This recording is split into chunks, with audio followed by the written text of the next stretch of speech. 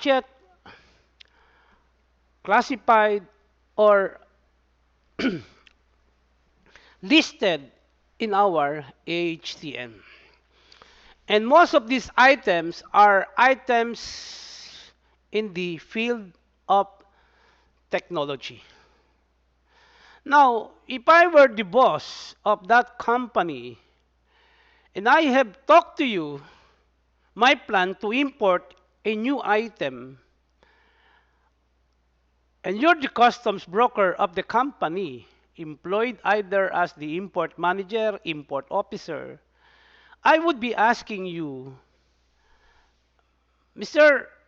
Pineda, Mr. Verano, or Mr. Lazar, Ms. Mariano, you are the customs broker. I would like to know, if I would be importing this, how much customs duty and value-added tax would our company be paying? Assuming the item that is to be imported is not yet listed. And as a customs broker, expert in AHTN, you are also sure and certain that the item is not yet classified because they are new item or they are new items. Now, as a customs broker, you cannot guess how much customs duty would your company be paying. Now, if you are confronted with that kind of situation or problem as an importer, at the same time you are a customs broker, then you have a remedy or you have a solution insofar as CMTA provision is concerned. That provision that I am referring to is the provision under Section 1100. What is 1100? That is what? Classification ruling. What is a classification ruling? Or what is a classification ruling? That is a ruling or a decision rendered or made by, okay, the Tariff Commission performing a quasi-judicial function, the power to rule on the tariff heading and classification, and of course, the corresponding rate of duty. Now, whenever an importer is not sure or not certain which particular rate of duty shall be applicable on their proposed importation, to ensure or to make sure nothing trouble, nothing problem or no problem will be encountered when the goods arrive insofar as rate of duty is concerned, then the importer may ask the Tariff Commission to rule. What is the correct tariff classification and what is the corresponding rate of duty? Okay, in case a ruling has been decided or has been made by the Tariff Commission and the importer proceeds with the importation of the goods in question, upon arrival of the goods, the ruling of the Tariff Commission shall be used now by the importer through its customs broker in the goods declaration. So kung ano po ang ruling ng Tariff Commission, yan po ang gagamitin ng importer in their goods declaration. Now, Ms. Salazar, can you read my note 16, please?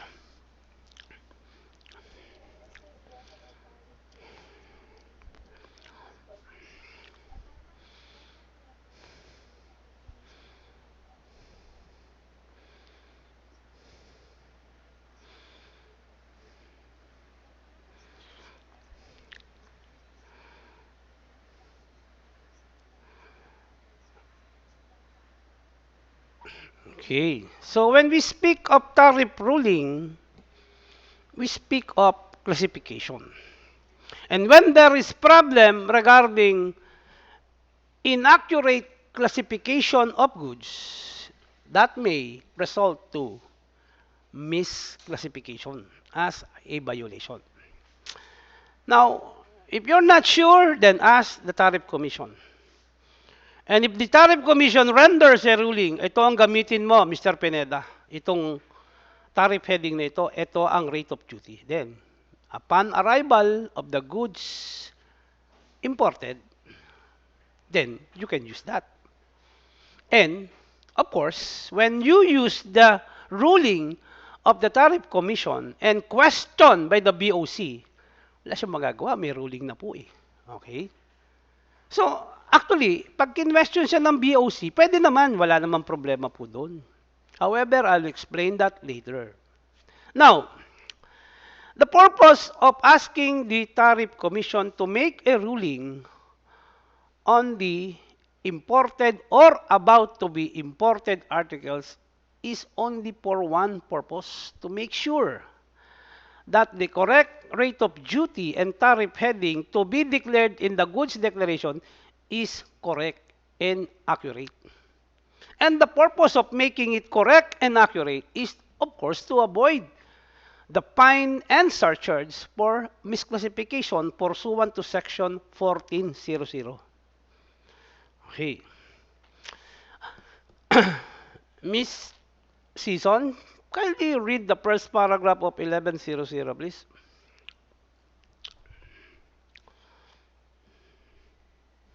Okay, Miss Talavera, pakibasa. Pag-aharap ka sa akin, Miss Season, tanda mo, handa mo yan, ha? Kundi ituktok ko sa ulo mo yan. Okay, next. Miss Talavera, Section 1100, first paragraph, please.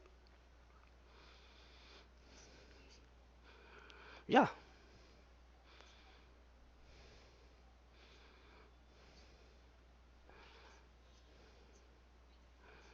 Tariff Commission po. Tariff Commission po.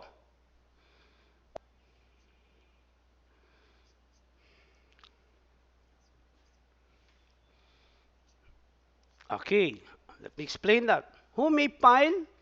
An importer or exporter. Okay? Who has or who had imported or about to import. So, isa pong past tense, dumating na po, or i-import pa lang po. So, therefore, sino po yon? Let's talk about importer. Let's not talk about exporter. Kasi wala naman po masyadong problema sa exporter. Eh. Napakadali po mag-classify. Kasi Philippines is only exporting few items. Kaya madali po silang i-classify. Unlike importer po, the Philippines or the importation or the Philippines is importing so many items. Diyan po nagkakaproblema. Now, who may file or who may ask for a ruling from the Tariff Commission? It is the importer or exporter under the first paragraph. Now, this request cannot be made orally or verbally. It must be always in writing po. And addressed, of course, to the Tariff Commission. And in case the Tariff Commission receives an application for ruling, under the last part of the first paragraph says or provides that the Tariff Commission shall be required to render a tariff classification ruling within a period of 30 days from receipt of the letter request plus the attached documentation po. Ibig sabihin po niyan, letter request plus attached documentation. Kung ano po yung i-attach doon sa letter, I will lecture that or I will discuss that later on. Klaro? Klaro po. Klaro po, guys. Okay, Ms. Salazar, number 17.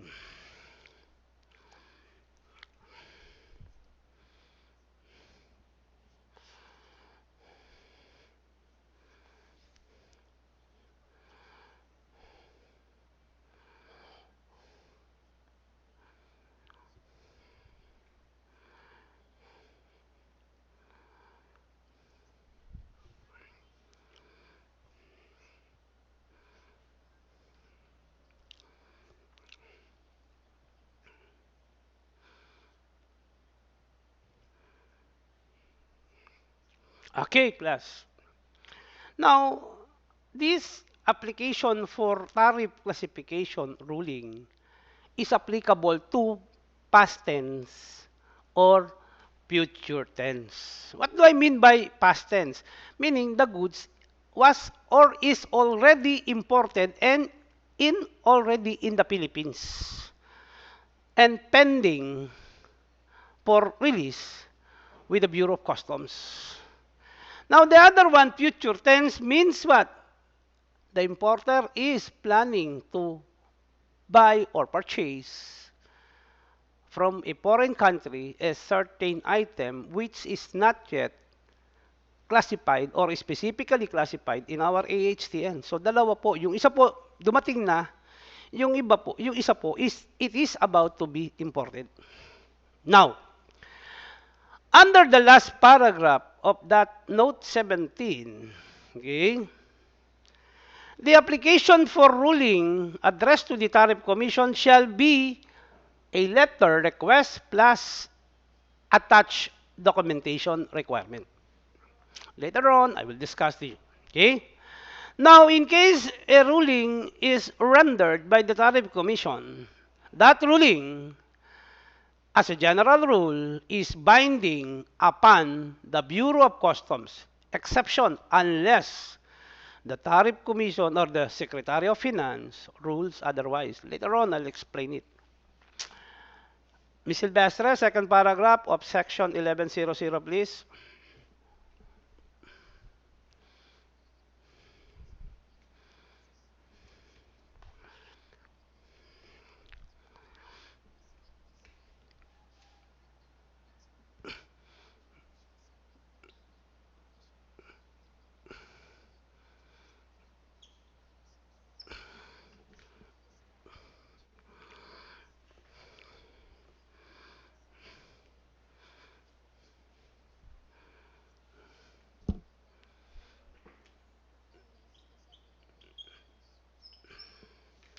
Okay. Let me explain that area. Medyo gray area yan and medyo tricky, no? Can you see the board, please? Can you see the board? Okay. This is the importer, and the importer is availing or applying for a ruling under section 1100.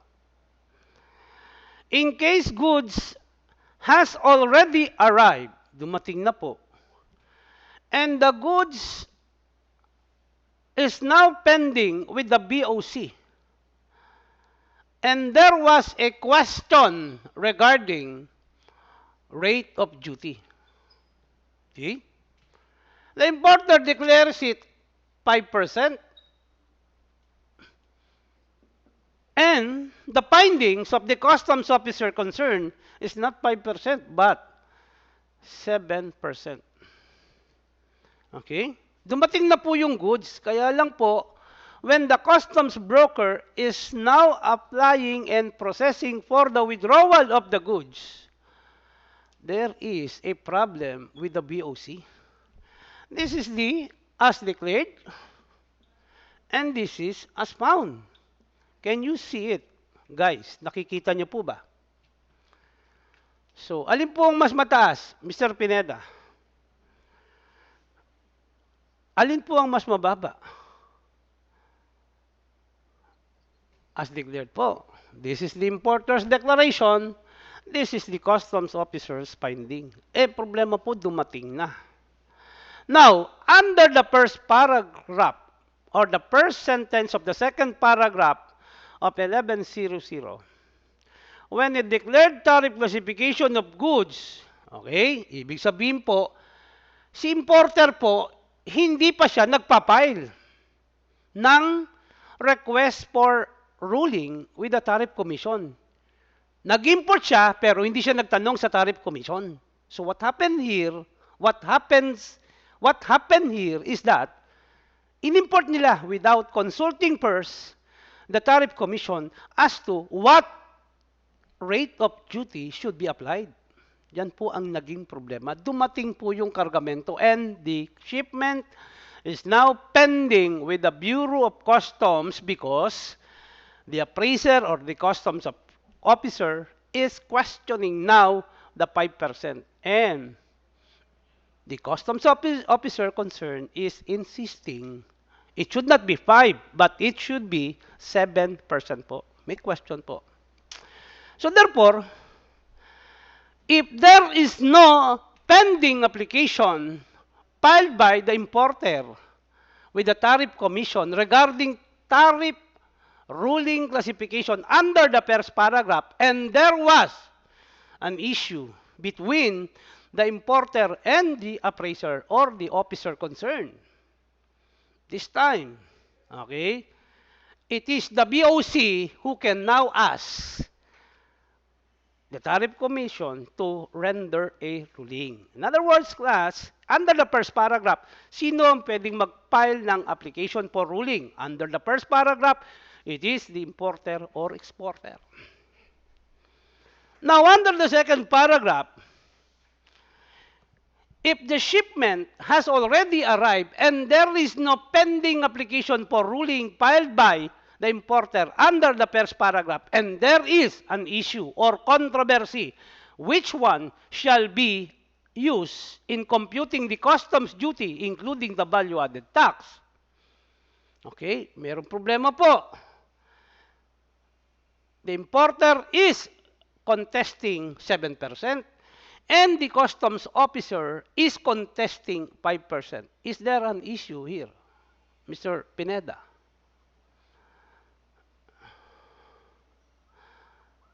Mr. Pineda, I'm asking you. My question is, ito po, is there an issue here? Is there a problem here? Yes. What is the problem here, Ms. Silvestre? Okay, ganito po ang problema dito. Which particular rate of duty shall be used? Tama, yan po ang issue. Whether it is 5 or whether it's 7. Meaning, a dispute between the importer and the customs officer concerned which duty is applicable. Kasi if I were the importer, I would insist 5%. And if I were the customs officer, you would also insist on the 7%. Right, Ms. Silvestre? Yes po, nagkaroon po ng problema. So therefore, kung nasa BOC, nasa formal entry division, ang goods declaration, and there was, or there is an issue, there is a dispute between the two, the importer's declaration and the customs officer's finding, then, si importer, hindi papayag na maging 7 yan. At si customs officer, hindi naman pwedeng maging 5 yan. Okay. So, again, ang mangyayari po dyan, the formal entry division shall be, or the formal entry division shall be referring now the case to the so-called BCRC, Valuation and Classification Review Committee. Okay? So, ibig sabihin yan, BCRC is a committee or group of customs officials that is authorized to investigate, to evaluate, and to make recommendation, including resolution, as to what classification is to be used and as to what value is to be used. So let's focus first on classification. So, may issue sa dalawa, mag-aaway yung dalawa. So therefore, ang solution ng Bureau of Customs, formal entry division, is to refer the case to the BCRC and let the BCRC decides. Now, ito po ang ginagawa kadalasan. If a case has been received by the BCRC regarding which duty or what rate of duty is applicable, and the item is very difficult to classify, under the second paragraph of Section 1100, the BRC can refer the case to the Tariff Commission for a ruling. Did you get it, Ms. Silvestre? Ibig sabihin po, tandaan niyo, pag wala pang pending na application, ha?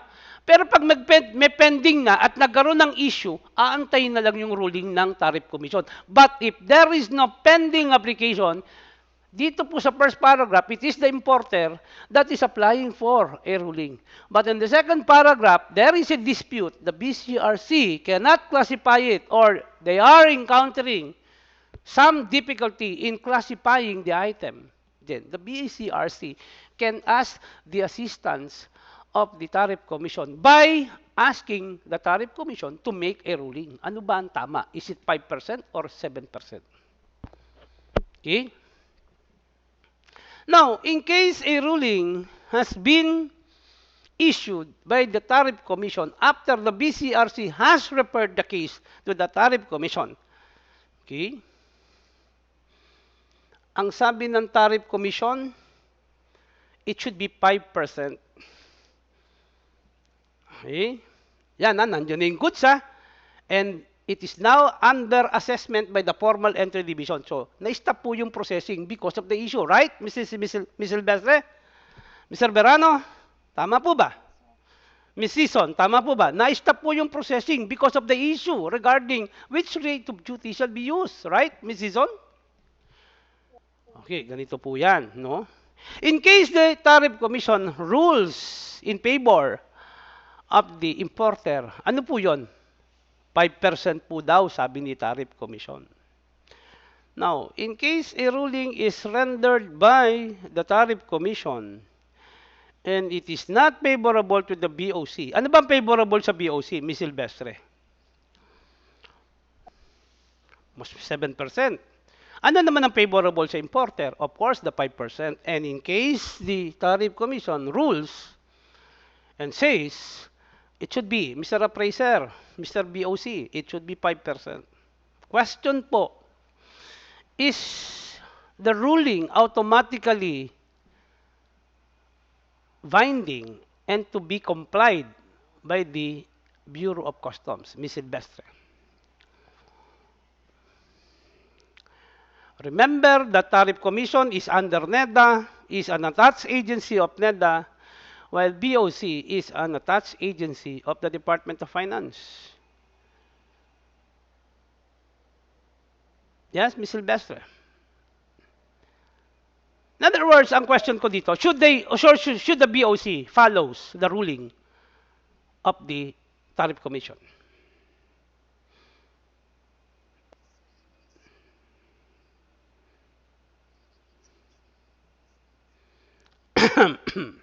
Mr. Pineda, you?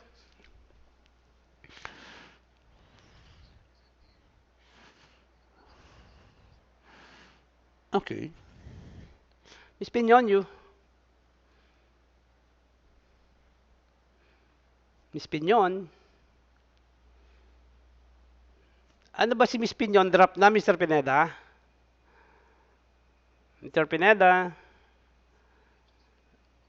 Drop na yan. I-drop mo na. Okay. Mr. Tanglao, you?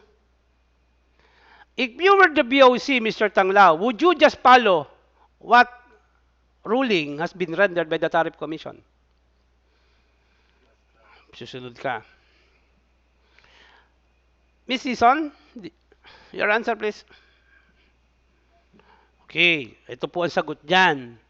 As a general rule, the BOC may comply and follow the 5% ruling of the Tariff Commission. Okay? Exception. When is the BOC not required to comply and follow the ruling? Ito po yun. If I were the BOC, and in my evaluation, and I am not convinced with the ruling of the Tariff Commission, meaning, alam ko parang mali ang desisyon. In other words, as a general rule, the BOC should comply with the ruling. Kaya nga nagtanong kayo But the problem is, the BOC is not satisfied and convinced with the ruling. They think, or the BOC thinks, that it should be 7, not 5%. Mr. Pineda, if you were the BOC, and you think, and in your opinion, the ruling is incorrect. What will you do now, Mr. Pineda, as the BOC? Okay, hindi ka nga nag-agree eh. You don't agree. You disagree with the ruling. So, anong gagawin mo ngayon? Will you just apply 5%?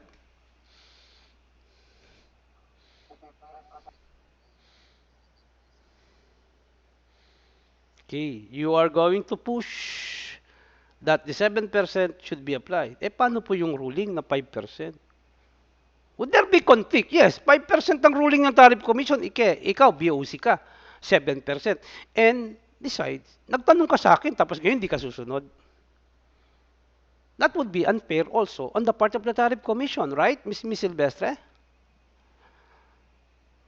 Okay, so anong gagawin po dyan, Miss Silvestre? Kung sabihin mo, hindi ka convinced, or konbinsido, or hindi ka satisfied sa ruling, what are you going to do now if you were the BOC, Miss Silvestre?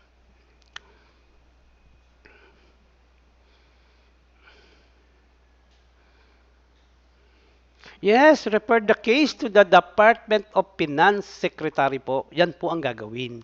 So therefore, if the BOC is not satisfied and convinced with the ruling of 5% of the Tariff Commission, it does not necessarily mean that the BOC can no longer do anything to question the ruling.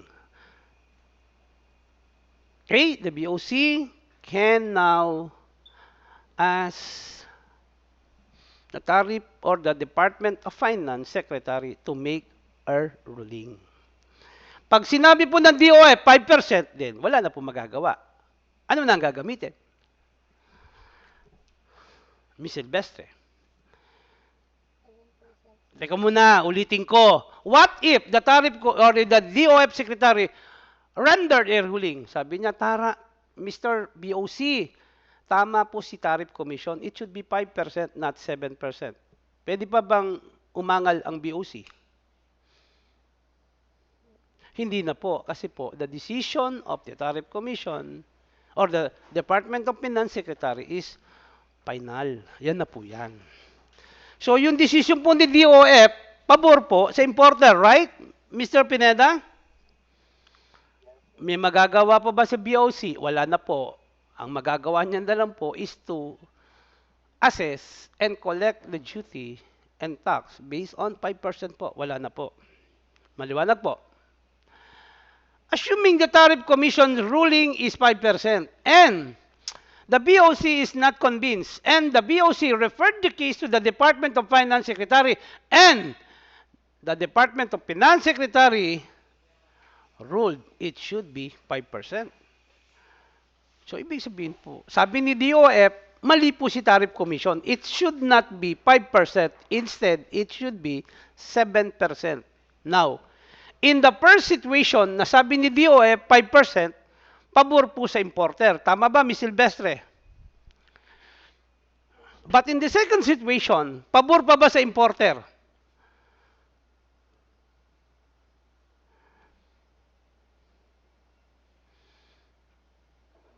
Mr. Tanglao? Mr. Pineda? Pabor ba? Kanino pabor na ngayon ang desisyon ng DOF? BOC na po. O ngayon, apektado ba si importer? Yes, because there is an increase of 2% now. If you were the importer, Mr. Pineda, Mr. Tanglao, do you have other remedy po? Or do you have legal remedy to question the decision of the Department of Finance of reversing the Tariff Commission's decision? Meron ka bang legal na remedyo para po ma-question mo naman yung decision ni Secretary of Finance? Do you have any remedy? Yes. Pay the 7% ruling of the Tariff Commission and a bail of what? 1106. Tama po?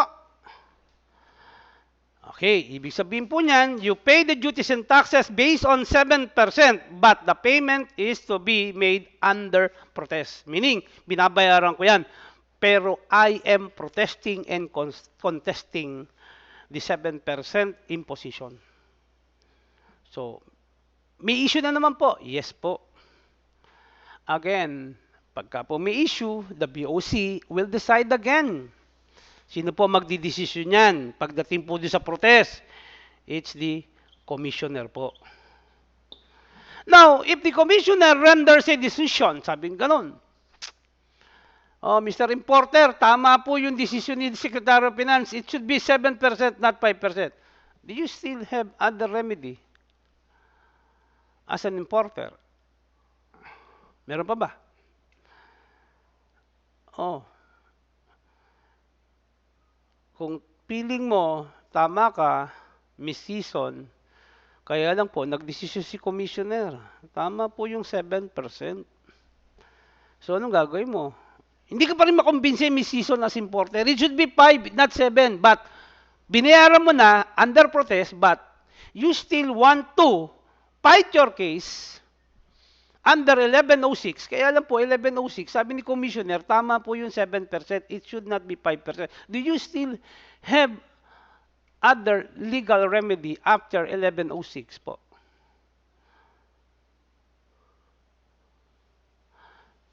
Sure ko?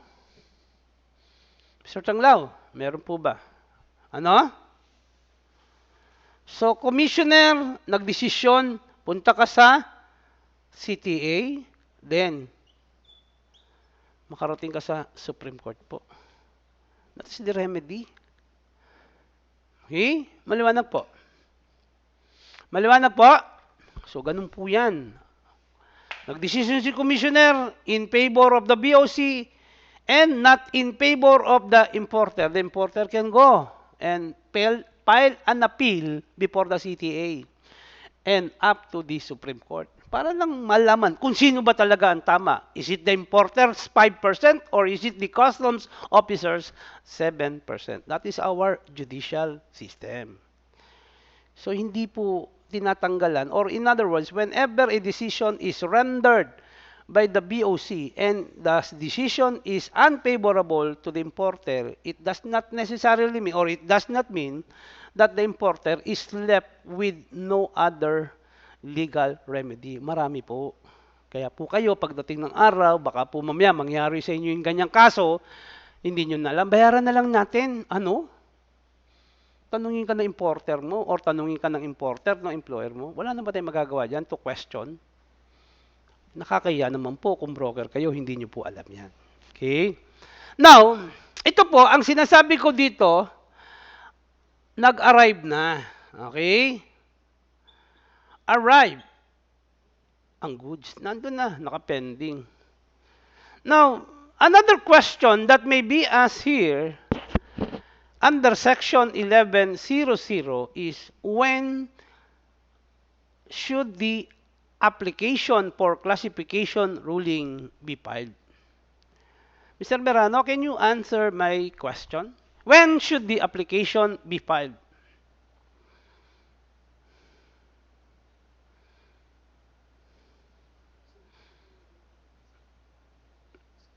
Okay, there are two ways to file it. When the goods has already arrived, yan, ito po yung kaso na nandito na. Then, another way or another time of filing the request for ruling is when the goods is about to be imported. Hindi pa dumarating dito sa Pilipinas. In other words, class, if you are going to section 1103, kindly read it, Mr. Pineda.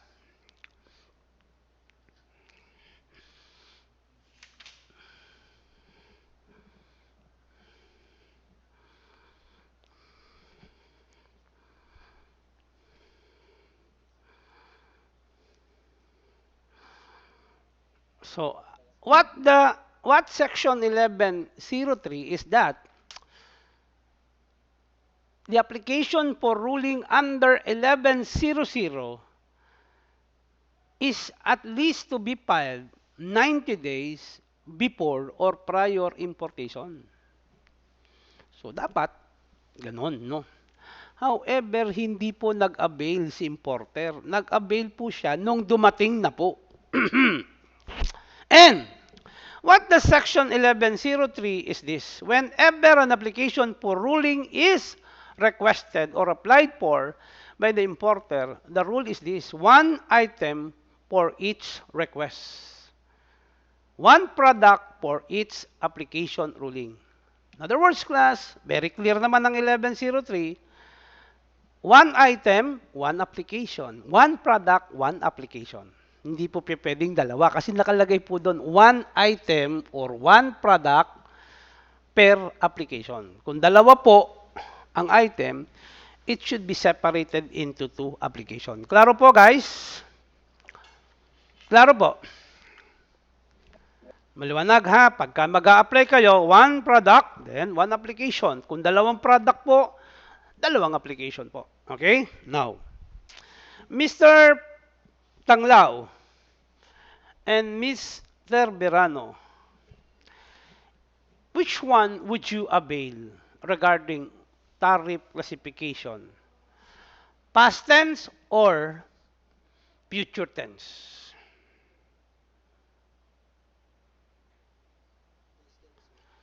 Past tense. What about you, Mr. Tanglao?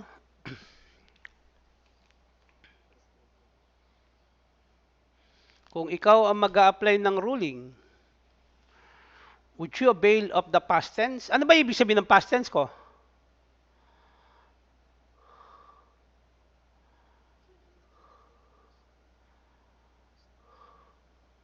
Mr. Tanglao, do you agree that past tense means that the goods has not yet arrived?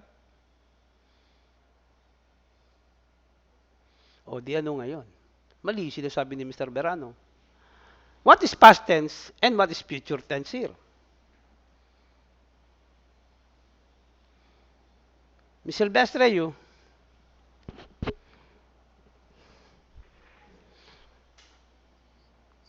Future tense? Yes, that's it. So past tense, this one. There is already an issue. And the goods has already arrived. While future tense is 90 days prior importation. Now, question, Ms. Silvestre, if you were the importer, which one would you avail? Past tense or future tense? What? Are you sure? Yes, Mr. Pineda, you? Which one would you avail? Past tense or future tense? Future. Let me explain to you the distinction and the effects of past tense and future tense. If the shipment in question has already arrived and now pending with the BCRC and you are applying for, or the BCRC applies for a ruling, tariff commission, 30 days po magro-rule si tariff commission. Ano mangyayari po ngayon sa shipment? Nakatenga po, nakapending po ba? Tama po ba? Mr. Pineda, Ms. Silvestre, nakatenga or nakapending yung kargamento, hindi mailabas kasi the BCRC is waiting for the ruling of the Tariff Commission, right, Ms. Silvestre? If the shipment is pending with the BOC, would there be an effect as to incidental charges on the part of the importer? Ano po yun? Incidental effect. Delay in the release, right, Ms. Silvestre? If there is a delay, there is also another incidental effect. Magkakaroon po siya ng storage charges po. Maliwanag po? Oh, which one is safer to avail, Mr. Tanglao? Is it past tense or future tense?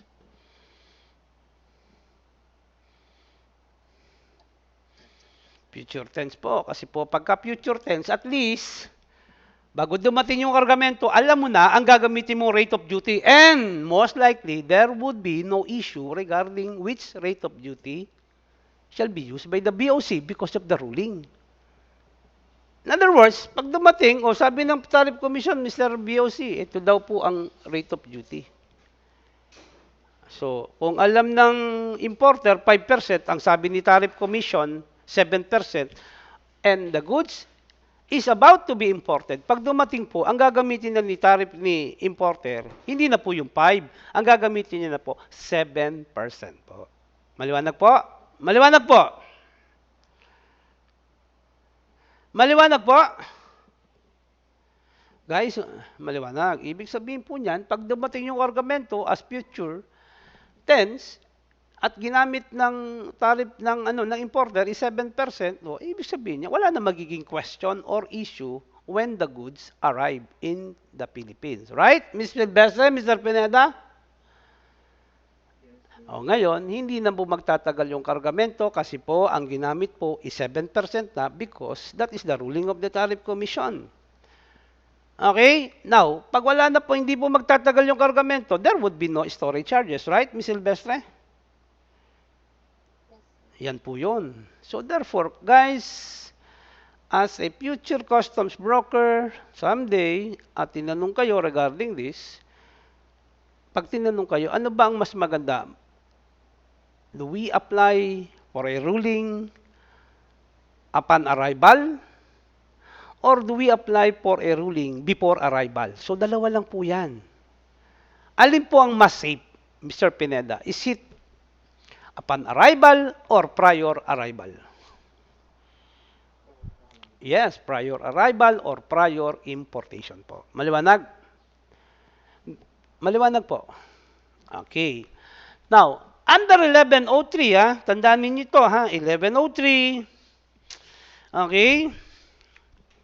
In case, okay, there is an application, the rule is this, one item for one application. One product for one application. Okay? 1104 naman po, administrative and judicial appeals. So in case there is a protest and the protest has been dismissed. Nagprotesta ka sa commissioner at nagdesisyon si commissioner, dismiss ang protest mo, Mr. Importer. Under 1104, okay, the aggrieved party, the importer, may file an appeal with the Court of Tax Appeal. Tama? Nakalagay po dyan. And even ask the Supreme Court to rule. Ibig sabihin, kung nagdesisyon ng CTA, talo ka pa rin. So, anong pupunta mo? Highest na, Supreme Court. Pwede ka na magpunta doon. Are you getting me, guys? That is 1104. Judicial, administrative, and judicial appeal. Maliwanag po? Maliwanag po? Okay, very good. Now, let's now move on. Tandaan ninyo, The purpose of filing an application for ruling future po is to avoid trouble or inconvenience and issue regarding which rate of duty and tariff heading is to be used. The reason why the importer is asking the Tariff Commission to rule is the purpose.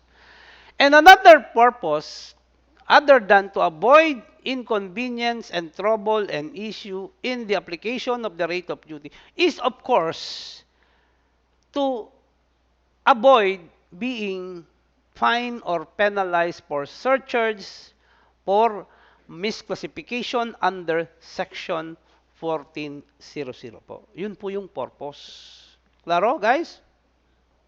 Klaro? Okay, let's now move on to the letter itself. Miss Season, can you read to us your letterhead, please?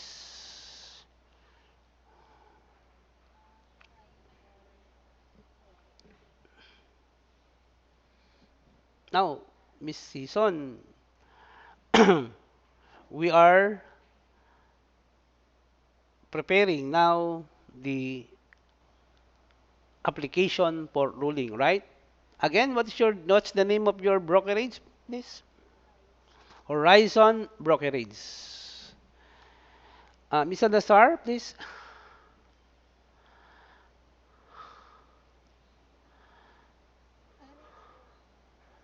No, no, no, no, no, no. I'm asking for the name of your letterhead, please. Tanglaw,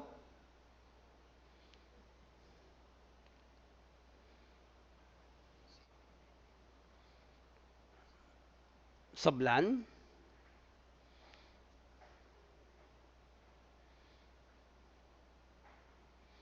Sablan.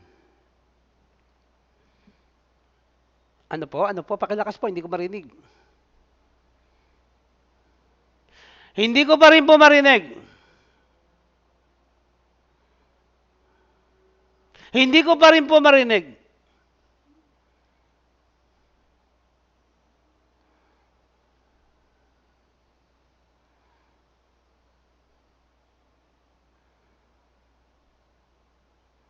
Naririnig mo, Mr. Pineda? O, kita mo, di mahina yung boses mo, Miss Sablan. Anong pangalan ng brokerage niya, Mr. Pineda? Abiona nga yata, parang ano eh, Abione eh. Parang avionics eh. O, Mr. Lavera,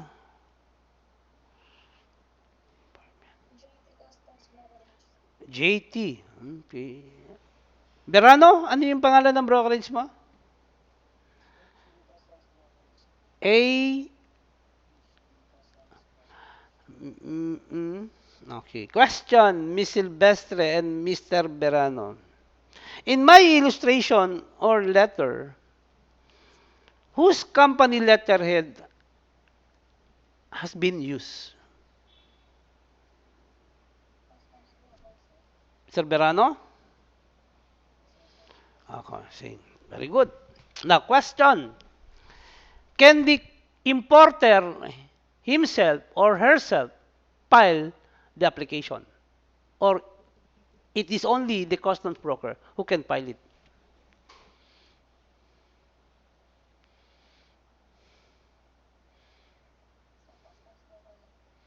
Customs broker lang. Mr. Berano? So meaning, it is only customs broker who can file a request for ruling. Mr. Pineda, do you agree? Oh, you go back to 1100 again. Pakibasa po uli. Importer po, pwede. Kaya po nakalagay doon sa 1100 eh, even 1103. Importer po talaga dapat ang nagpapile. Miss Silvestre and Miss Lagi naman nakakita lang kayo ng customs broker letter. Ibig sabihin, siya lang ang pwede mag-file. Hindi. Oh. Oo, tama po yun. But as general rule, nakalagay po sa batas, it is the importer. Iutusan lang po yung customs broker. Okay? In other words, class, when the customs broker is filing a request for tariff classification with a tariff commission, the customs broker is doing that in behalf or on behalf of the importer. In other words, the customs broker is in the representation of the importer, right? Maliwanag po. Maliwanag po? Okay. Very good. In other words, ako importer and Miss Silvestre is my customs broker. Okay, Miss Silvestre, you are my customs broker and I am paying you the customs brokerage fee. Can you prepare the letter for and in my behalf? The answer is yes, pwede po. That's why in my illustration or letter sample of this letter, I use the customs broker letterhead. Kasi po, ang normal practice po, it is the customs broker that is filing for a request. But under the provision of 1100 and 1103, it is actually the importer. Actual po, pwede po rin ang customs broker. Klaro, guys? Klaro po? Okay. So, ibig sabihin po niyan, pwedeng importer at yung importer po can ask or request the customs broker to file the request on his or on her behalf, right? Pwede po yan. Let's now move on to the letter. Yes, Miss Reyes.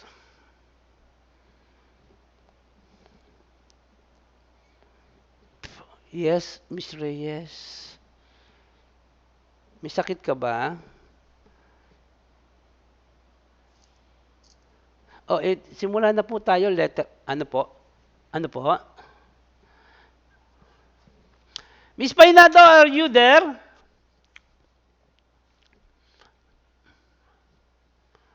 Ba, walang sumasagot sa akin. Ah.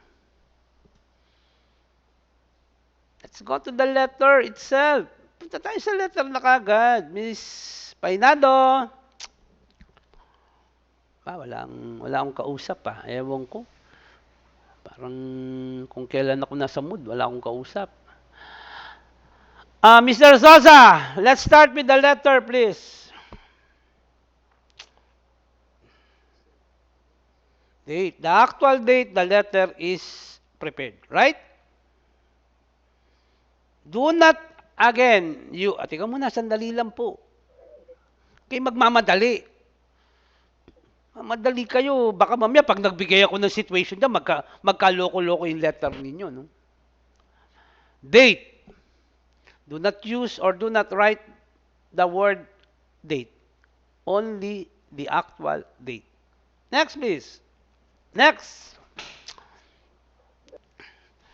Okay, the chairman, the tariff commission, chairman, tariff commission, that address is the exact address of the tariff commission. Diyan po ipapile. Can you file it electronically? Sino yung maingay, Mr. Sosa? Mr. Sosa, sino yung maingay dyan? Papatayin ko yan. Sabihin mo sa kanila, pagka ikaw naman nakikinig ka ng lecture, please try to close the room. Or kung pwede, tayo-tayo lang. Kasi mahirap naman. Baka mamaya si Mr. Langlaw habang tinatanong ko, may tumitilaok na manok, di ba? Or may si Mr. Pineda, habang merong tinatanong ko, merong tumatahol na aso. Wag naman. Kasi madidistract po tayo pare-parehas. Maliwanag, Mr. Sosa? Mr. Sosa! Ha? Klaro? Okay. Miss Silvestre, you? Yes, go ahead. Yes? Tama po ba yung subject matter? Yes, correct. Then? Oh, kung alam mo po yung pangalan ni chairman, then you write, Dear Chairman Reyes. Dear Chairman, okay? Kung hindi po, pag nilagay mo po doon sa the chairman, pangalan mismo ng chairman, magbabago po yung gentleman. And since nilagay ko po the chairman, because I don't know who is the present chairman of the Tariff Commission today, I have indicated gentleman in my opening salutation. Tama? Miss Silvestre? Yes, tama po ba? Gentleman po, kasi hindi ko po kilala Naka-address lang kay chairman. Malay ko ba kung lalaki siya o babae siya. Kaya ginamit ko, gentleman. Then, colon. Tama? Mr. Verano, body of the letter.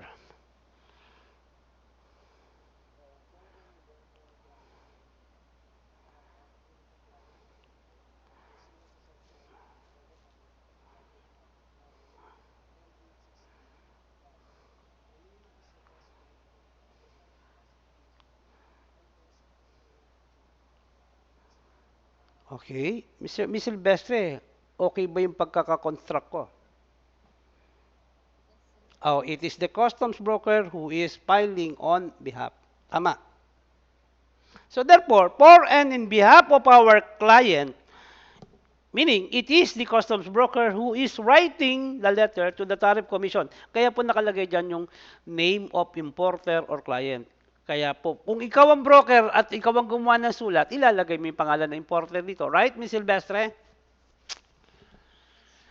Okay, Mr. Pineda, assuming it is the importer who is writing the letter request, can you rephrase the body or the first part or the first paragraph?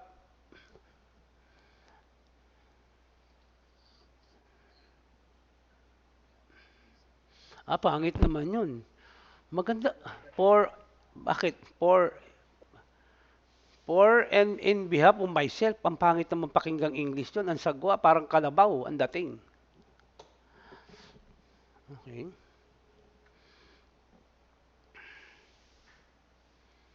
Okay, Miss Silvestre, pakirephrase kung ikaw mismo si importer ang magpapile.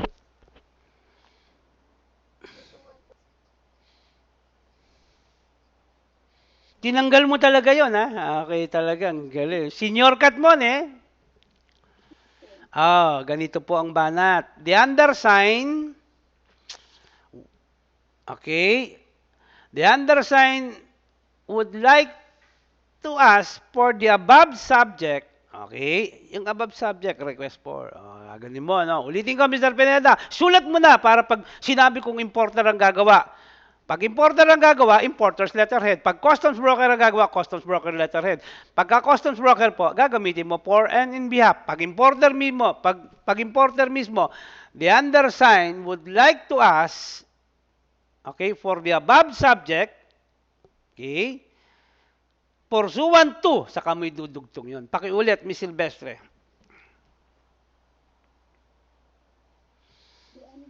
Undersign, what is that? What is undersign? Undersign should be past tense po. Okay, pakiulit. The undersign, past tense po yung undersign. Go, Miss Silvestre.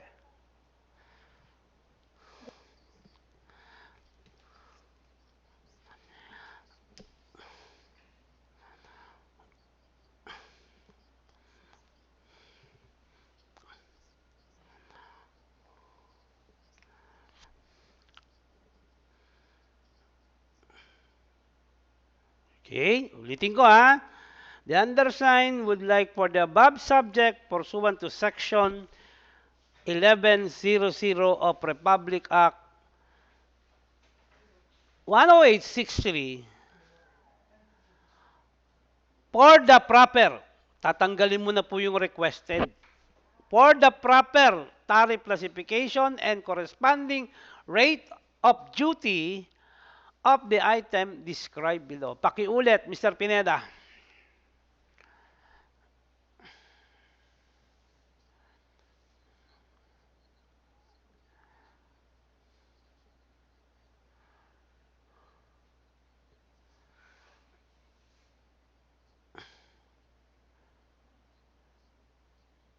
Okay. Miss Silvestre, pakiulit mo naman yung sa'yo. Gamitin mo naman yung mag start ka ng pursuant. Pursuant to.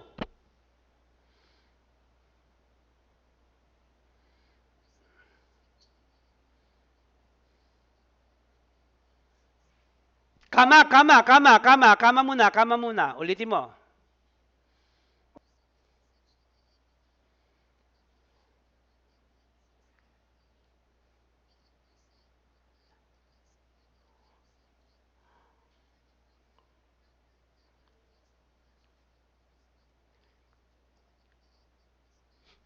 Pwede rin ba yun, Miss Silvestre? Pwede po. Mas magandang pakinggan. Pwede rin po yung ginawa ko, pwede rin po yung ganon. Shortcut po. Meron pa ba tayong kwento-kwento? Dire-diretso na kagad, right? Direct kagad na. Direct to the point yung letter ko. Direct to the point din yung letter nyo, right? Huwag na tayong magpaligoy-ligoy pa. Kung ano yung gusto mo, sabihin mo na kagad. Right? Mr. Pineda? Wala nang introduction. Kung ano yung importer mo, kung ano yung ini-import nyo. Basta diretso na kay kagad. O, ulitin mo yung kay Mr. Pineda, pakiulit mo yung huli sinabi ni Miss Silvestre.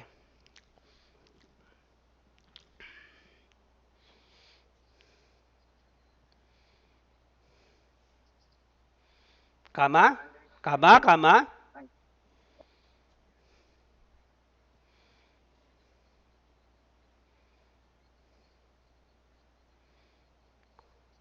Okay. Pwede rin yun. Pwede rin yung the undersigned would like to ask for the above subject pursuant to. Pwede rin yun, ha? Kaya lang, you have to rephrase, meron kayong tatanggalin at meron kayong idadagdag. Mr. Tanglaw, nakikinig ba kayo? Naintindihan mo yung pinag-uusapan natin, Mr. Verano? Baka mamaya, pagdating ng araw, makita ko yung letter ninyo, rumble-rumble ha. Miss Silvestre, tandaan niyo yung sinasabi ko sa inyo. Pwede niyong baguhin yan. Pag sinabi kong customs broker ang gagawa, yon for and in behalf. Pero pag mismong importer ang gumawa, okay, iba po ang magiging tema ng sulat. Right, Miss Silvestre? Baka mamaya sabihin mo yung sinabi ni Mr. Pineda na for and in behalf of myself. Grabe yun, Mr. Pineda, no? Nire-represent mo sarili mo, Mr. Pineda. Never do that. Okay? Good? Clear, Mr. Pineda? Okay. Mr. Verano. Nasa pa ba yung mga... Miss Season, are you there?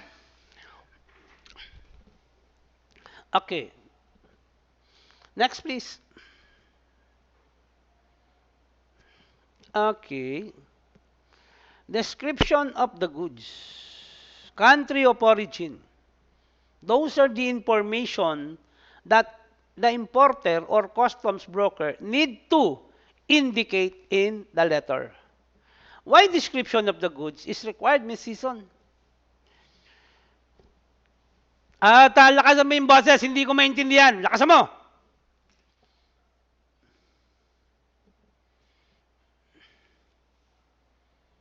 Mr. Pineda, why? Mr. Bestre? Ito, ganito lang po ang tanong dyan. Ganito po sagot. If you were the tariff commission, can you classify without this? Opo, yun po ang sagot, Miss Season. The description of the goods is mandatory because the tariff commission cannot act on the classification if ano pinapaklasify mo? Wala po. Paano i-classify natin? Hangin? Tama ba, Ms. Silvestre?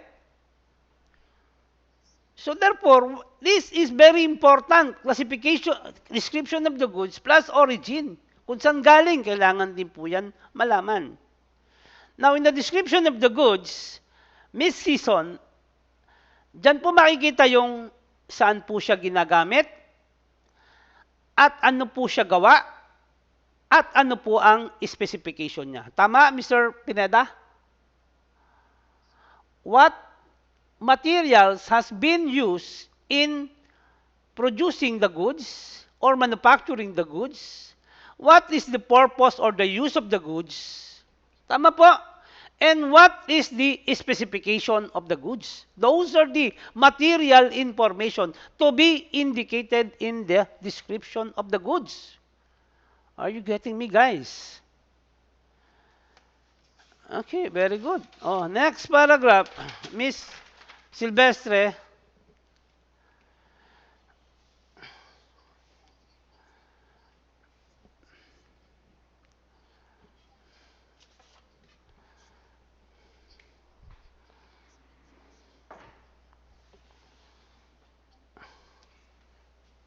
Okay, class. The importer under section 1100, whenever applying for a ruling on the tariff classification, requires that it must be in writing and it must be addressed to the tariff commission and the letter must be attached or the letter must be accompanied by documentation or required documentation such as number 1, brochures, specimen, catalog, or technical description po. Maliwanag po, guys. Ibig sabihin po niyan, kung meron po kayong brochure, importer po kayo, or kung yung broker po, manghihingi ng brochure or catalogs, or sample or physical sample of the goods to be classified if it is possible. But if it is not possible, okay, brochures, catalogs, and technical description of the goods is already enough. Kasi pag nakita mo yung brochure, have you seen a brochure before, Mr. Pineda? What do you see in a brochure or catalog? Picture of the item, right? Kung saan siya gawa at specification po. Tama po ba? Okay, kung anong materialis po ang ginawa, makikita mo doon kung plastic, bakal, or kahoy. Tama, Ms. Silvestre?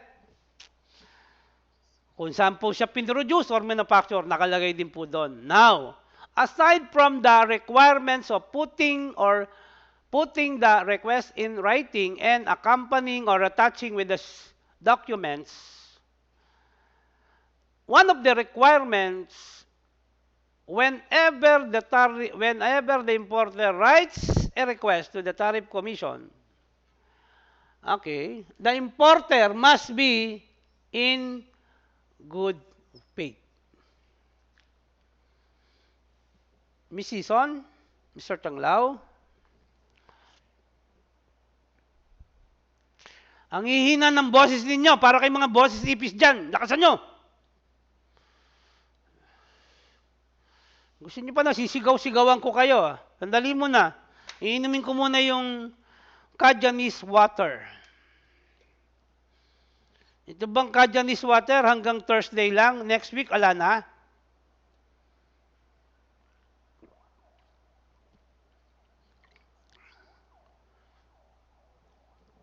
Sponsor?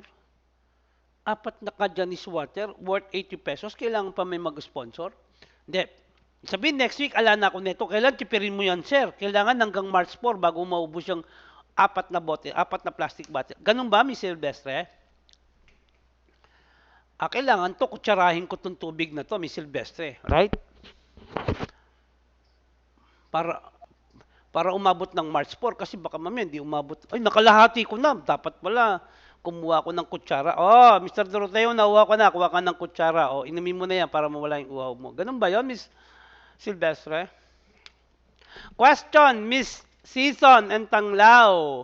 When can you say that the importer requesting for a ruling classification is in good faith or in bad faith po?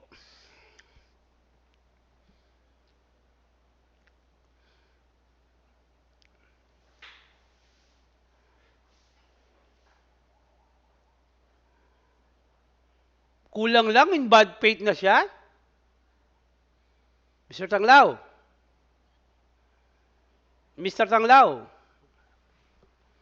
When can you say that the importer asking or requesting for a ruling is in bad faith or in good faith?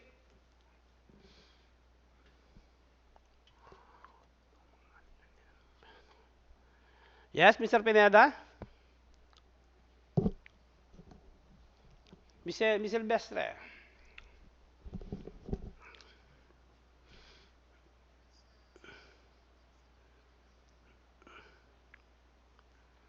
Okay, Miss Janela, Miss Pineda, you.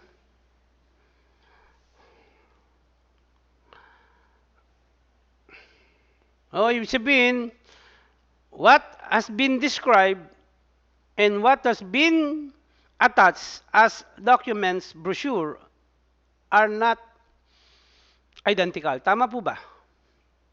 Mr. Relebo, you. When can you say that the importer requesting for a ruling is in good faith or in bad faith?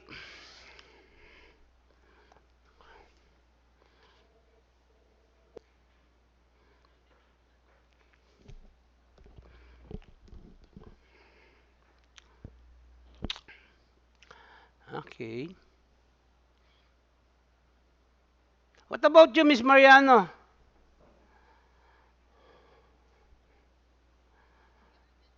Ano yung ganon? Sige nga, paliwanag mo nga yung ganon.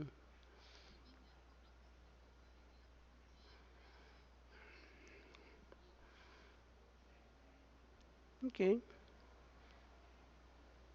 Yes, go ahead. Yes po, yan po ang ano po. Pag alam mo na, nagtatanong ka pa, then you are in bad faith po. Pag hindi mo po alam, then you are in good faith po. Mr. Relebo, nakuha mo.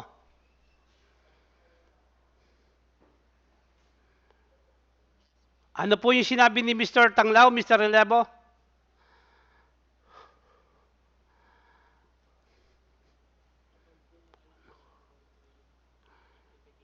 At saka rate of duty, tama ba? Pagka hindi niya pa alam, then in good faith siya. Right, Mr. Relevo, Mr. Pineda, Ms. Silvestre? Okay. Another question, Mr. Pineda, Ms. Silvestre, and the rest of you. What if the importer knew already the correct rate of duty and still the importer requested for a ruling? What is the purpose, Mr. Tanglao? Okay. Whenever an importer knew already the correct rate of duty of the item to be classified and still the importer asked for a ruling, then the importer is hoping or anticipating that the tariff commission would make a ruling of rate of duty lower than what the importer already knew. Right, Mr. Pineda? Kasi po, kung ang alam ng importer, 5%, tapos nagtanong pa siya sa tariff commission, alam niya na 5%, nagtanong pa siya, okay, bakit ka pa nagtatanong kung alam mo na? At sigurado ka naman. Tama ba, Mr. Pineda, Ms. Silvestre? So therefore, kaya po siya nagtatanong, umaasa siya na baka mag-rule si tariff commission na instead of 5%, 3%, yung 3% na ruling niya, gagamitin niya ngayon sa BOC. And that makes the importer in bad faith po. Did you get it? Tama ba, Ms. Season? Ang galing, no? Another instances wherein the importer may be considered in bad faith when the item to be classified is not new and the item to be classified is already specifically classified in the AHTN. Ba't ka pa nagtatanong? Nasa libro naman eh. Ang hina naman ng customs broker mo, Mr. Importer. O ikaw naman customs broker, tinatanong mo, nandyan sa libro. Di ba? Did you get it? So therefore, whenever an importer is applying for a ruling, one of the requirements is this, okay? One, the importer must be in good faith.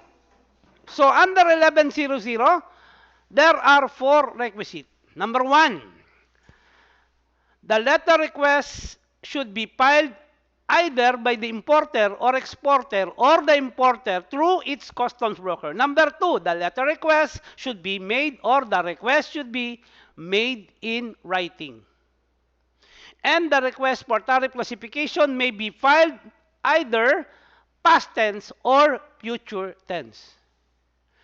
And the letter request should be accompanied by a documentation or documentary requirements such as brochure, catalogs, and, if possible, samples or specimen of the item to be classified. And last, the most important one, the importer requesting for a ruling should be or must be in good faith. Maliwanag po, guys?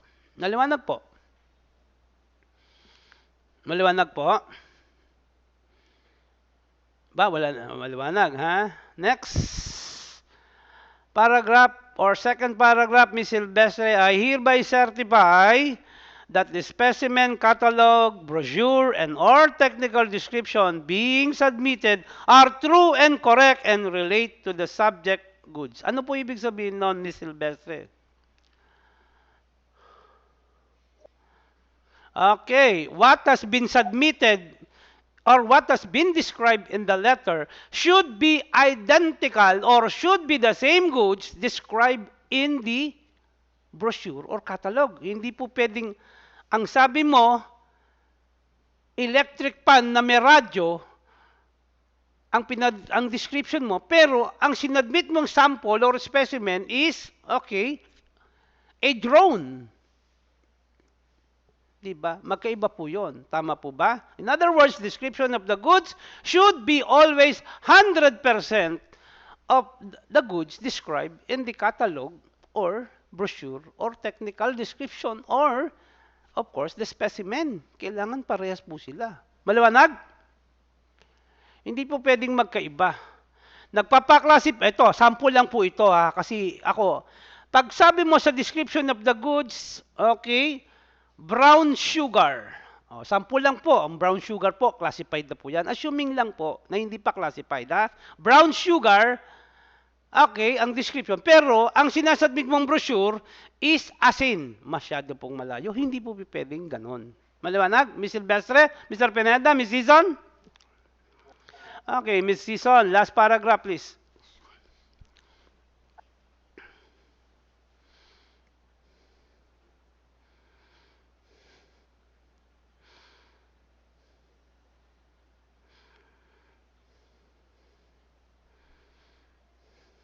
Okay, class. In case the description of the item is already indicated in the letter and it has been accompanied or attached with brochures, catalogs, technical description, and samples po of the item. And still, the Tariff Commission is having difficulty in classifying it. Sabi, nahihirapan pa rin sila, hindi nila mai-classify. And the Tariff Commission requested the importer, please submit other additional info or details of the item. Pwede bang gawin yon? Yes po, pwede pong gawin. Yan po yun sa third paragraph po. In other words, the importer is hereby committing that in case the Tariff Commission needs additional information on the items to be classified, the importer is what? Promising and committing that he or she will submit the additional information within a period of 10 working days from receipt of the request of the Tariff Commission. Maliwanag, Ms. Silvestre? Okay. In case the importer fails to or failed to submit the additional information and details within 10 working days, what's the effect, Ms. Silvestre?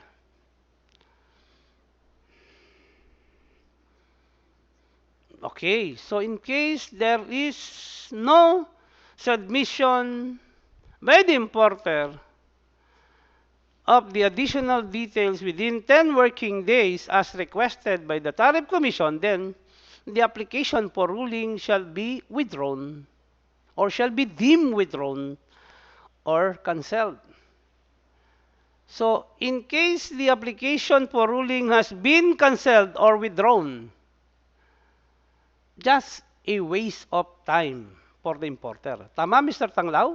Sibiro mo, hindi ka lang sumunod. O, sabihin ng Tariff Commission, wala na yan, hindi na kami magro-rule. Yan po ang epekto niyan. Mr. Tanglaw, did you get it?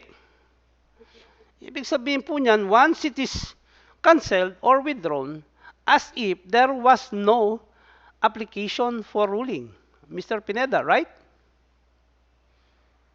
Okay, Mr. Rilebo, aside from the cancellation and withdrawal of the application, what is the other effect?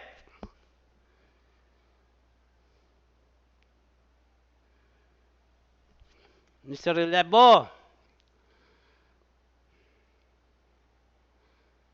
Mr. Rilebo. Wala pang storage. Okay, wag tayo mag-usap din sa storage. Silvestre, what's the effect? Miss Silvestre. Okay, ganito po. When the importer filed an application for a ruling with the Tariff Commission, the importer shall be required to pay a filing or application fee. Ang alam ko, nasa mga 500 pesos yan. Okay? Mr. Pineda, do you see or can you see what I wrote at the board?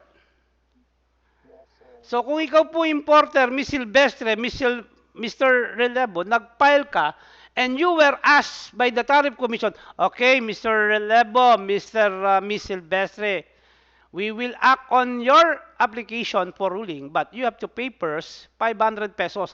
What if it was cancelled or withdrawn by reason of non-compliance of the 10 working days requirement? What happened now to your 500 pesos? Mr. Relebo.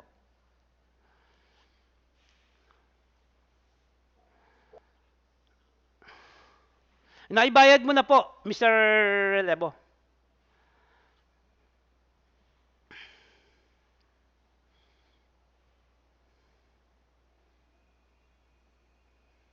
Miss Silvestre, you. Siya, it will go into waste, Mr. Relebo. Sayang na po kasi po, pag binayad mo na yan, it is no longer, it is non-refundable.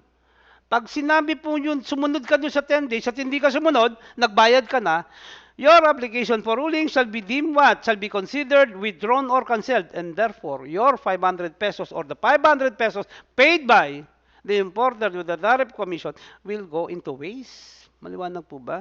You can no longer refund it. It's non-refundable po. Kasalanan mo eh, hindi ka sumunod eh. Did you get it, Mr. Relebo? Mr. Relebo. Okay, Mr. Pineda, after that, respectfully yours, then broker's name and signature, then customs broker.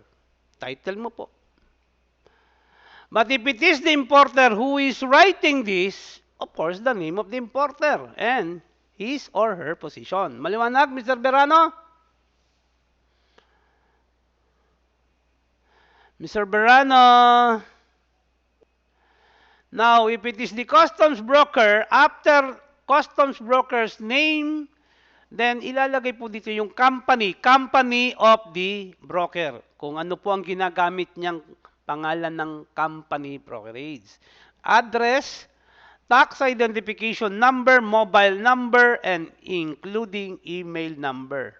What is the purpose of giving this information?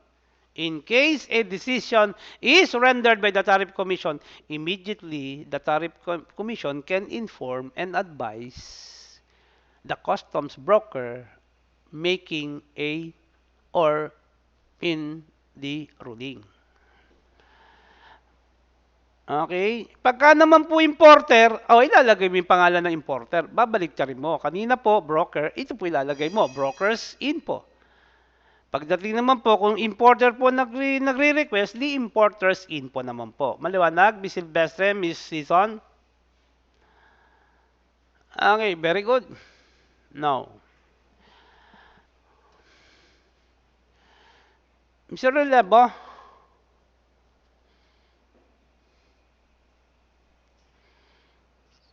can you distinguish to me can you distinguish the difference between 1100 and 1101? Can you make the distinction between 1100 and 1101?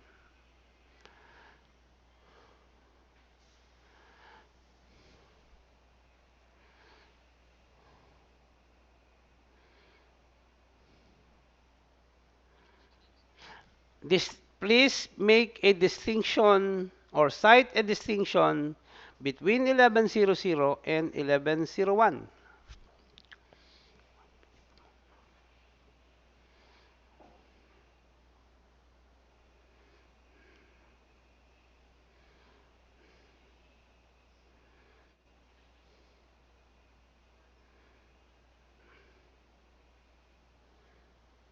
Okay, Ms. Season, another distinction, please.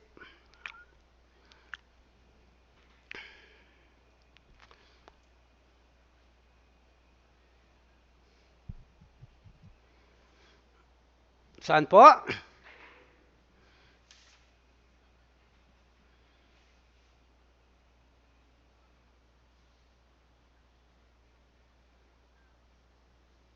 Ano po, Miss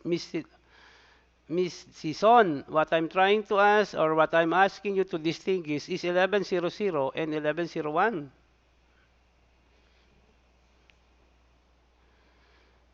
You mentioned 30 days. Tama?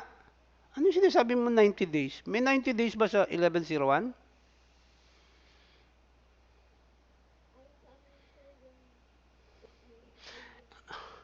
O, 1103 yon, yung sinasabi mo.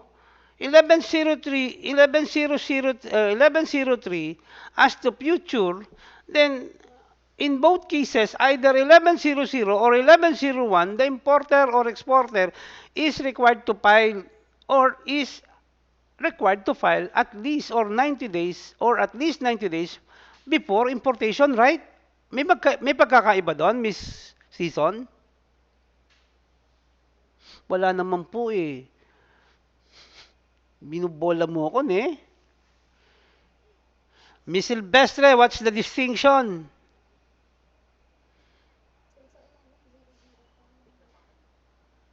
Is there anyone? Yes, Mr. Relebo, you want to? Okay, go.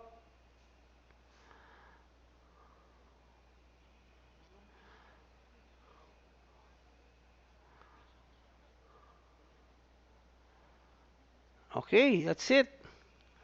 So, in 1100, the importer is asking for classification, while in 1101, the importer is asking for valuation po. Second distinction, in 1100, the request is to be filed with the Tariff Commission, while in 1101, the request is to be filed with the Bureau of Customs. Third distinction, Mr. Relebo.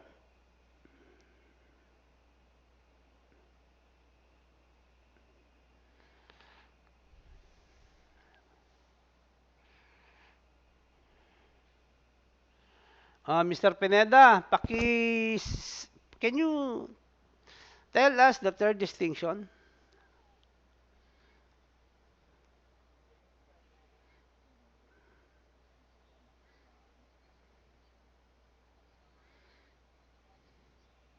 Okay, that's the third distinction.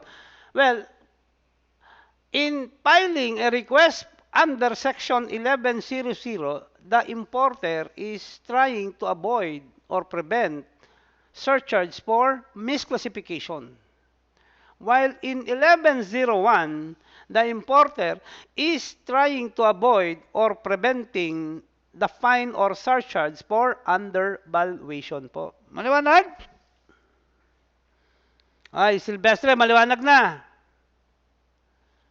Ikaw, Miss Season, may 1990 days ka pa dyan. Binobola mo pa ako. Yung hirap sa ninyo. Akala ninyo, siguro ito si Season na to, hindi na naman nagbasa to. May pa 1990 days pa to eh. Now, let's now move on to the letter. But before we proceed with the letter, Mr. Tanglao, kindly read 1101, please.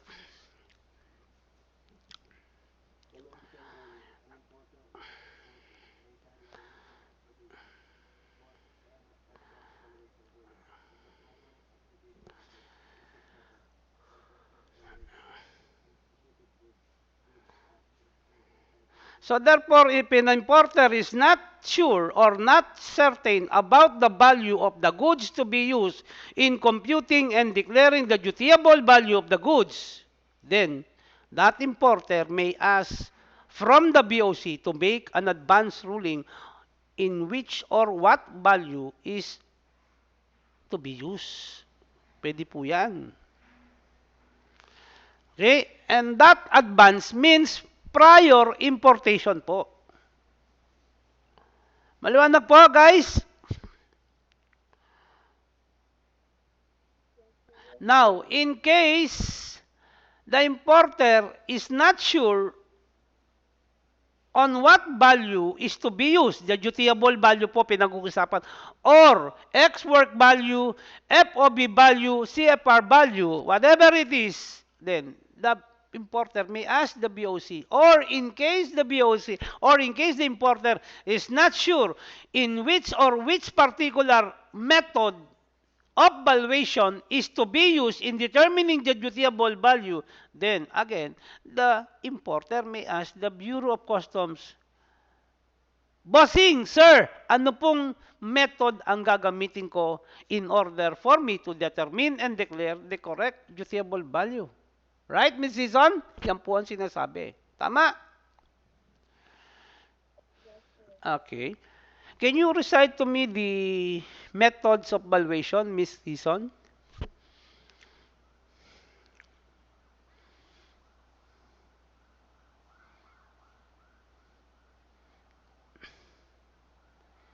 Ms. Season,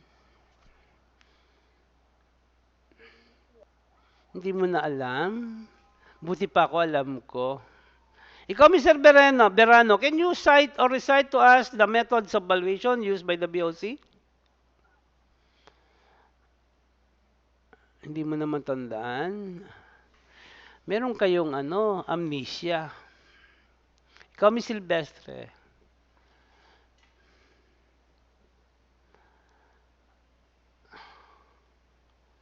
Hindi mo na rin maalala. Ikaw, Mr. Pineda. What I'm asking, Mr. Pineda, are the 6 valuation method. Today, I see district collector space. Natatanda mo, Mr. Pineda? Ano nga yung acronyms ko? Today, I see district collector space. District collector space. Sige nga po. Then,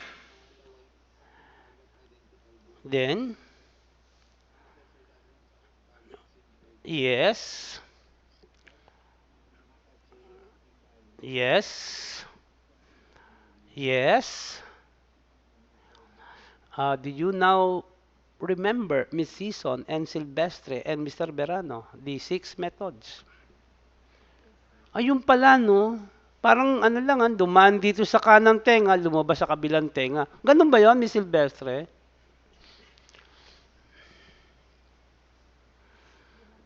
Hindi naman. Yun lang, dumaan. Nakalusot. Hindi nasaran dito sa kaliwang tenga, right?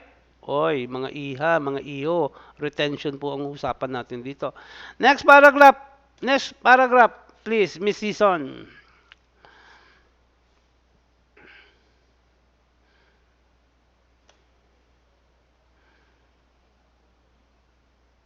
Ano daw? Hindi po, dito po tayo sa provision po. Kasi po yung 19 po is almost the same with tariff classification ruling. Tama ba, Ms. Silvestre? Pares lang sila, di ba? Where to file, magkaiba po. Who to file or who can file, halos pares lang po sila. And what is the obligation imposed upon the Tariff Commission and the BOC? Pares lang po dyan. They are required to render a decision within 30 days from receipt of the application, either for tariff classification ruling or valuation ruling. Tama, Mr. Pineda? Okay.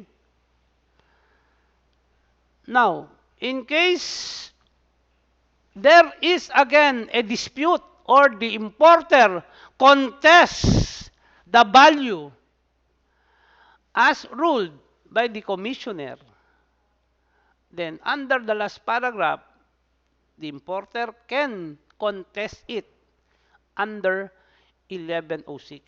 Pag dumating na po yung goods, at nag-rule si Commissioner of Customs, what should be the value because there is already an issue, then, ang sabi ng BCRC, ito ang dapat mong value, yung value na yon na sinabi ng BCRC, mataas, then, again, the remedy is, or for the importer, is to file what?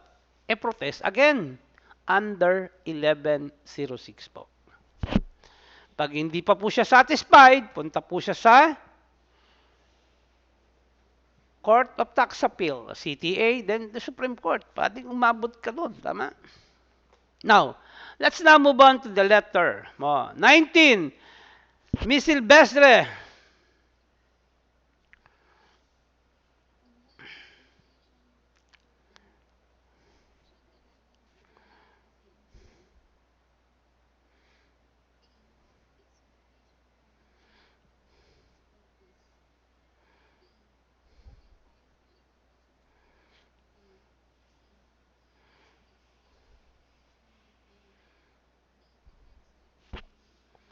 Okay, ganito lang po yan. Letter, ayan, continue.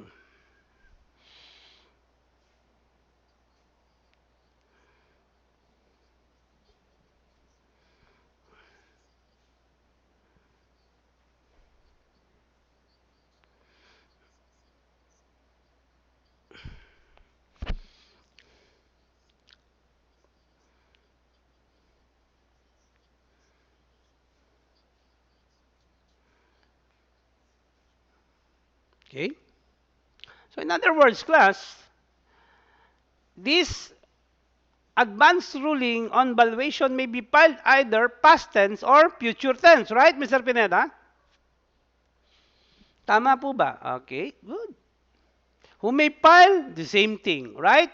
And when is the Bureau of Customs required to render a decision? Of course, the same thing with tariff classification ruling, right, Mr. Pineda? The purpose is different. 1100 is to avoid misclassification, while 1101 is to avoid undervaluation, right?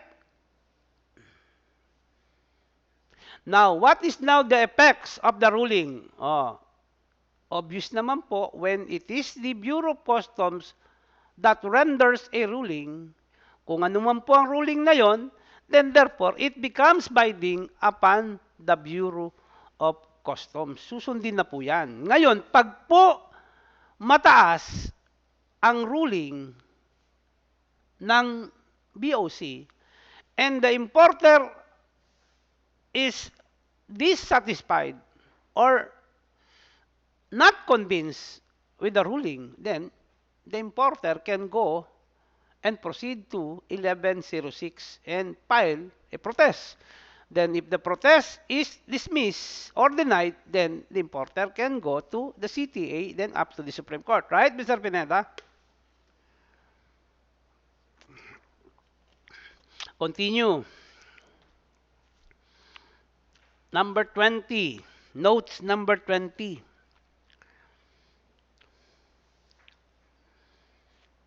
O yan, hindi na natin po pag-uusapan. Tama po ba?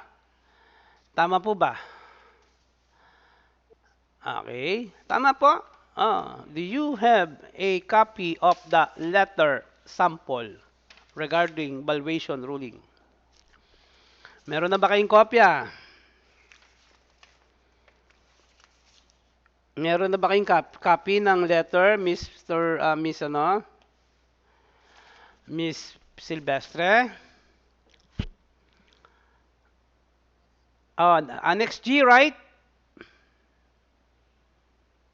Okay, importers company letterhead, date, then address to whom? Kanina po naka-address yung 1100, Mr. Tanglaw.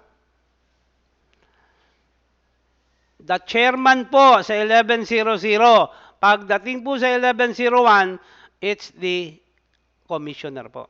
Klaro, guys? Guys, klaro po ba? Miss Pineda, sa 1100, ang letter naka-address sa chairman ng Tariff Commission. Pagdating po sa 1101, it is addressed to the Commissioner of Customs. Tama, Mr. Relevo?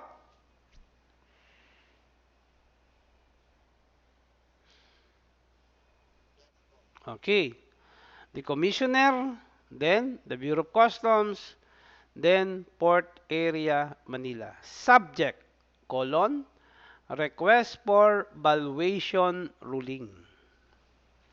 True, colon, ito po ang gagawa ng evaluation on the advanced ruling. The BCD po, the Valuation and Classification Division. Kung if the request is for value or advanced ruling on valuation, true, meaning dito mo i-address. Pero naka-address kay commissioner. Kaya lang po, yung letter po, ang magre-receive po niyan is the Valuation and Classification Division. It is a bureau or office under the Bureau of Customs. Then, after that, Ms. Silvestre, then after that, Body of the letter.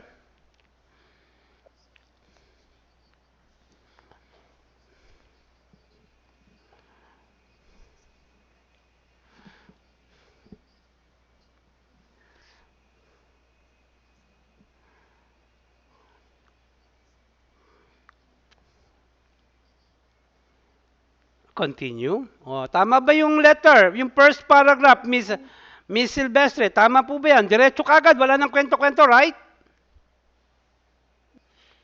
Wala nang kwento-kwento, basta sinabi ko kagad kung ano yung gusto ko. Next, please.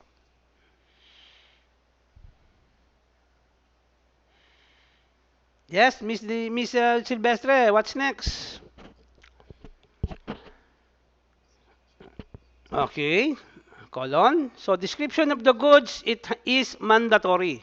How can the BOC determine the value if the goods description is not indicated, right? Miss Silvestre, kailangan po ba yan? Kailangan po yan. Now, commercial value and price, this price is what they or what the importer thinks of the price. Either the price to be given by the importer is an ex-work price or an FOB price. Hindi po manggagaling kay BOC. Ang tinatanong po ang sinasabi po ng importer, ito po yung alam naming value. Either it is an ex-work value or FOB value. And the importer is asking whether the ex-work value or FOB value of what they thought is acceptable to the BOC. Did you get it, Ms. Silvestre? So, itong value na ito, hindi po yan findings ng BOC. Yan po yung alam na value ng importer. And the importer is asking whether this value is acceptable to the BOC. Pag sinabi pong mababa po yan, then the BOC renders the ruling on the correct valuation of the goods. Ganun po ibig sabihin yan.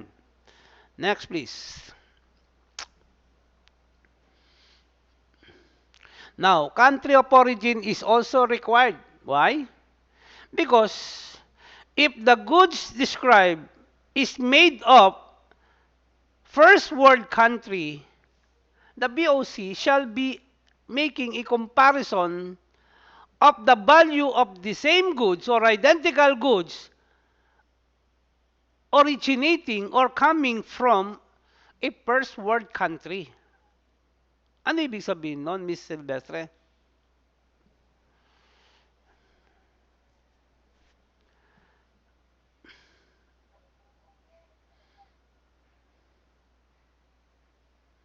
Let me explain that. Makinig po kayo. Sa description of the goods, it's apple versus apple. Maliwanag, Miss Silvestre? You cannot, or the BOC cannot make a comparison of the value if the item to be imported is apple, then the BOC cannot compare it to an orange, right, Ms. Silvestre? If the item is produced or manufactured in first world country, then the BOC will also look for the same or identical item produced or manufactured in a first world country. Maliwanag po ba? Ms. Silvestre. Mr. Pineda, did you get it? Kung ang cellphone po, gawa po sa China ang inire-request ng importer, the BOC shall be also using a cellphone of the same kind, identical goods made or produced in China. Right, Mr. Pineda? Kasi po, siguradong magkakahalos parehas ang presyo nila kasi China versus China. Tama? Ms. Silvestre? Kung yung pong inire-request for valuation is made in Finland, the BOC shall be also using identical goods made in Finland, right? That's what I meant by country of origin. Maliwanag? Yan po yun. Hindi pa pwedeng Finland, i-compare mo sa China or vice versa. China comparing it to Finland, right? Ms. Silvestre? Because there is what? A difference as to price. Because of what? The stage of economic development. Saan mas mahal, Ms. Silvestre? First world or third world?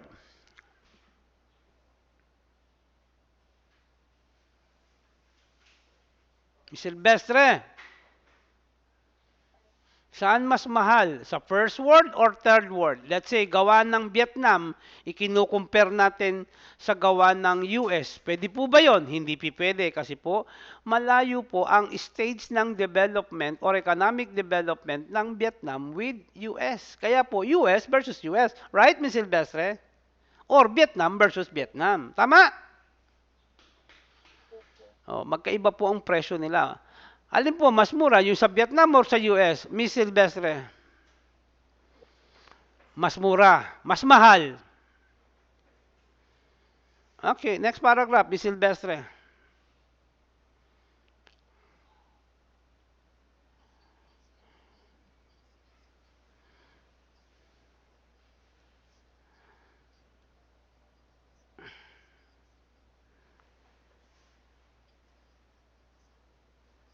Okay. Miss Silvestre, is this paragraph the same with request for tariff classification? Miss Mariano, third paragraph, please.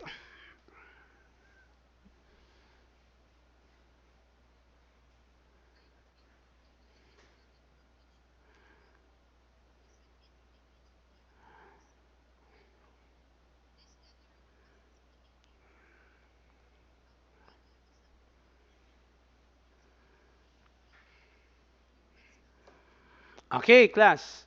Who is requesting for additional details and information? The BOC po.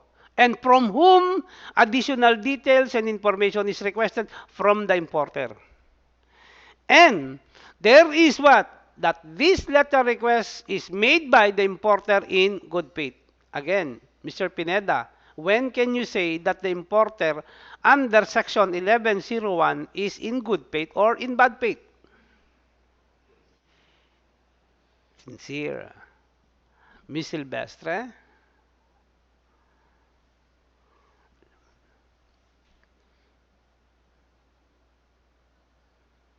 Mr. Tanglao, you.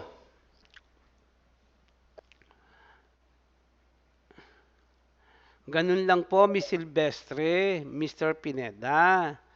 Para din po yan sa tariff classification, kung alam mo na, ba't tinatanong mo pa? Ito naman sa 1101, alam mo na yung value, tinatanong mo pa. Kaya mo tinatanong, Miss Silvestre and Mr. Pineda, you are hoping that the BOC will render a lower value. Did you get it, Miss Silvestre, Mr. Pineda? So therefore, the importer is in bad faith. Pero kung hindi mo talaga alam, then the importer is in good faith. Right? Clear, guys? Guys, clear? Crystal. Next, please. Miss Mariano.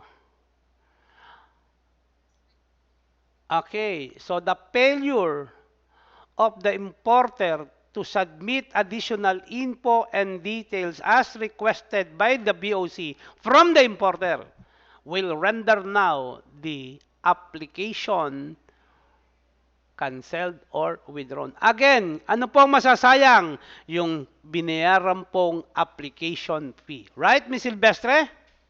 Sayang po. After that, respectfully yours, then the name of the importer, signature, and the position po. Klaro, guys? Do you have any question? Miss Pineda?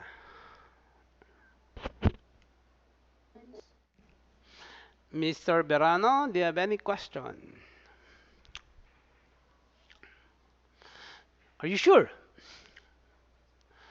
Miss Manata, do you have any question?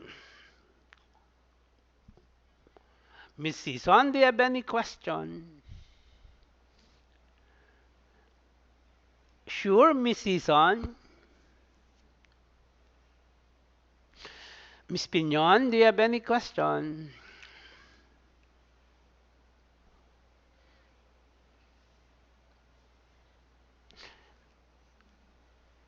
Okay. Miss Painado, do you have any question? Miss Talavera, do you have any question? Miss Tapang, do you have any question? Mr. Payabyab, question please. Sure? Mr. Saturday, do you have any question? Saturday. Miss Tomas? Okay, class. That would be all for this morning. 2 letters lang po. And I have discussed 1100, 1101, 1103, and 1104. Mr. Relabo, do you have any question?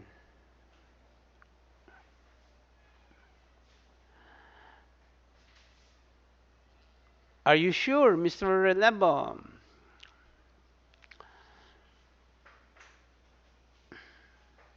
Mr. Relabo, nakapunta ka na ba dito sa MCC, yung mga naka-display dito? Yung mga courses, nandito sa may pagpasok, bago dito pumasok. Malapit ka lang ba dito? Mr. Relabo, malapit ka lang ba dito?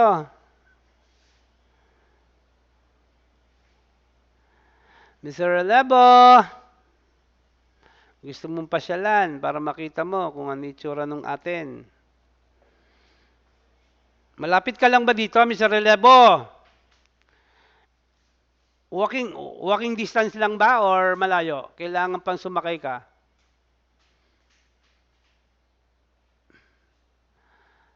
Mr. Relabo, walking distance lang? Ha? Mr. Relabo, pwedeng lakarin. Pagdating mo sa community high school, pwede kakaliwa ka, papunta sa atin, right? Malayo-layo. Kasi pag nakita mo yung BS Customs to nakabandera na. Alam mo kung sinong picture ang nakalagay? Sinong picture? Ang picture ni Miss Season ang nakalagay. Ang laki. Di ba? Ito mo na. Si Miss Pinion, nandun sa may bandang gitna. Si Miss Pinion, nasa kaliwa. Si Miss Silvestre, nasa kanan. Yun ang pinalagay kong picture.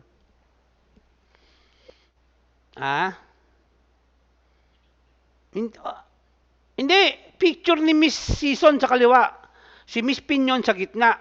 Tapos sa bandang kanan, si Miss Silvestre. Si Mr. Relevo, sa gitnang-gitna ko nilagay yung picture niya. Ang nakalagay doon, the future customs brokers of MCC. Ganun nilagay ko. Kung ako yan, pupuntahan ko para makita ko kung totoo talaga. Okay, guys? Ay, nandoon. Nakalagay na ngayon doon sa may harapan ng mga gilid. Nakalagay doon.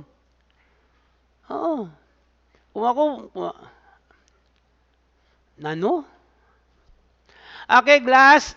I'm done already with the 2 letters. Request for tariff classification ruling and request for advance ruling on valuation. And this afternoon, 1 to 2:30, I'll be discussing another letter. This time, request for tentative assessment or release. And that will be this afternoon, 1 to 2:30 po. And in the meantime, I will be dismissing you early. Make sure naman po, magbasa naman po kayo ng notes, modules, and materials po. Huwag niyo pong iaasa lahat kay BBD. Klaro? Klaro po ba? Tsaka, Mr. Pineda, pakiklaro naman itong supply ko ng water. And sabi nila, hanggang Webes na lang daw pala ito. Magdadala ako ng kutsa. Ay, baka mamaya, pagka pinalista ko yan, baka sabihin, sino nangutang niya? Baka pasingil ako dyan. Totoo ba yon, Mr. Pineda?